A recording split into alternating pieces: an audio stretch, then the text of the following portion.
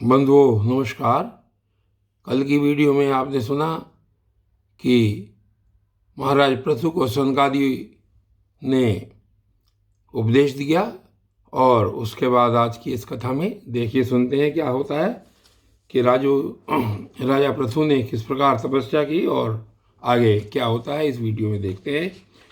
श्री मैत्रेय जी कहते हैं कि इस प्रकार महामनस्वी प्रजापति पृथु के स्वयं अन्नादि तथा पूर्व ग्रामादि सर्ग की व्यवस्था करके स्थावर जंगम सभी की आजीविका का सुविधा कर दिया और साधुजनोचित धर्मों का भी खूब पालन किया। मेरी अवस्था कुछ ढल गई है और जिसके लिए मैंने इस लोक में जन्म लिया था उस प्रजा रक्षण रूप ईश्वराज्ञा का पालन भी हो चुका है। अतः मुझे अंतिम पुरुषार्थ मोक्ष के लिए प्रयत्न करना चाहिए। यह सोचकर उन्होंने अपने विरह में रोती हुई अपनी पुत्री रूपा पृथ्वी का भार पुत्रों को सौंप दिया और सारी प्रजा को बिलखती छोड़कर वे अपनी पत्नी सहित अकेले ही तपोवन को चले गए। वहां भी वे वानप्रस्थ आश्रम के नियमानुसार उसी प्रकार कठोर तपस्या में लग गए जैसे पहले गृहस्थाश्रम में अखंड व्रत पूर्वक पृथ्वी को विजय करने में लगे हुए थे। कुछ दिन तो उन्होंने कंदमूल फल खाकर बिताए, कुछ काल सूखे पत्ते खाकर रहे, फिर कुछ पखवाड़ों तक जल पर ही रहे और इसके बाद केवल वायु से ही निर्वाह करने लगे। वीरवर पृथु मुनि वृत्ति से रहते थे। गर्मियों में उन्होंने पंचाग्नियों का सेवन किया। वर्षा ऋतु में खुले मैदान में रहकर अपने शरीर पर जल की धाराएं सही और जाड़े में गले तक जल में खड़े रहे। वे प्रतिदिन मिट्टी की वेदी पर ही शयन करते थे। उन्होंने शीतोष्ण आदि सब प्रकार के द्वंद्वों को सहा तथा वाणी और मन का संयम करके ब्रह्मचर्य का पालन करते हुए प्राणों को अपने अधीन किया। इस प्रकार श्री कृष्ण की आराधना करने के लिए उन्होंने उत्तम तप किया। इसी क्रम में उनकी तपस्या बहुत पुष्ट हो गई और उसके प्रभाव से कर्म बल नष्ट हो जाने के कारण उनका चित्त सर्वथा शुद्ध हो गया। प्राणायामों के द्वारा मन और इंद्रियों के निरुद्ध हो जाने से उनका वासना जनित बंधन भी कट गया। तब भगवान सनत कुमार ने उन्हें जिस परमोत्कृष्ट अध्यात्म योग की शिक्षा दी थी उसी के अनुसार राजा पृथु पुरुषोत्तम श्री हरि की आराधना करने लगे। इस तरह भगवत परायण होकर श्रद्धापूर्वक सदाचार का पालन करते हुए निरंतर साधन करने से पर ब्रह्म परमात्मा में उनकी अनन्य भक्ति हो गई। इस प्रकार भगवत उपासना से अंतःकरण शुद्ध सात्विक हो जाने पर निरंतर भगवत चिंतन के प्रभाव से प्राप्त हुई इस अनन्य भक्ति से उन्हें वैराग्य सहित ज्ञान की प्राप्ति हुई और फिर उस तीव्र ज्ञान के द्वारा उन्होंने जीव के उपाधिभूत अहंकार को नष्ट कर दिया जो सब प्रकार के संशय विपर्यय का आश्रय है। इसके पश्चात देहात्म बुद्धि की निवृत्ति और प्रवात्म स्वरूप श्री कृष्ण की अनुभूति होने पर अन्य सब प्रकार की सिद्धि आदि से भी उदासीन हो जाने के कारण उन्होंने उस तत्व ज्ञान के लिए भी प्रयत्न करना छोड़ दिया जिसकी सहायता से पहले अपने जीवन कोश का नाश किया था। क्योंकि जब तक साधक को योग मार्ग के द्वारा श्री कृष्ण तथा व्रत में अनुराग नहीं होता तब तक केवल योग साधना से उसका मोहजनित प्रमाद दूर नहीं होता, भ्रम नहीं मिटता। फिर जब अनंत काल उपस्थित हुआ तो वीरवर पृथु ने अपने चित्त को दृढ़तापूर्वक परमात्मा में स्थिर कर ब्रह्म भाव में स्थित हो अपना शरीर त्याग दिया।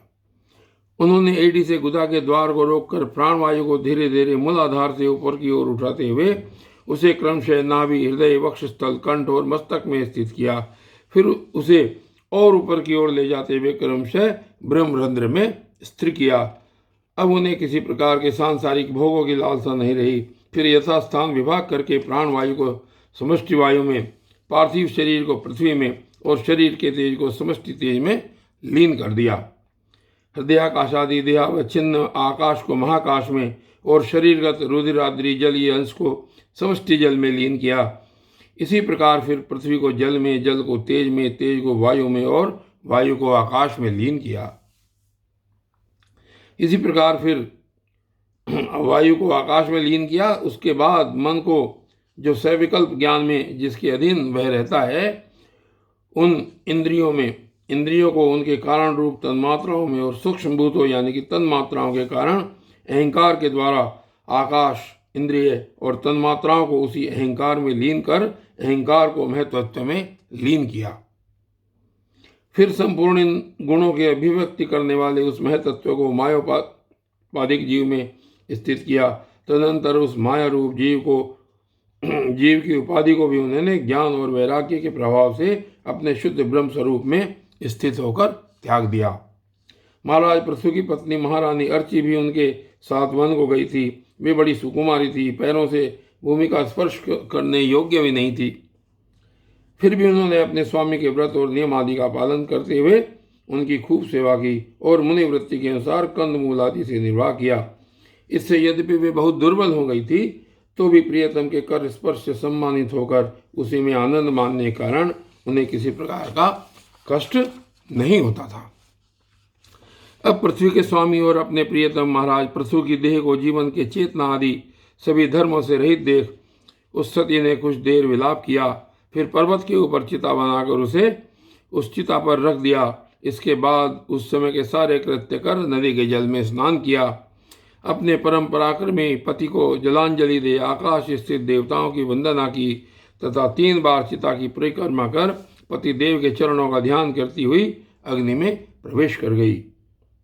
परम साध्वी अर्ची को इस प्रकार अपने पति वीरवर पृथु का अनुगमन करते देख सहस्त्रों वरदायिनी देवियों ने अपने अपने पतियों के साथ उनकी स्तुति की। वहां देवताओं के बाजे बजने लगे। उस समय उस मंदराचल के शिखर पर वे देवांगनाएं पुष्पों की वर्षा करती हुई आपस में इस प्रकार कहने लगी।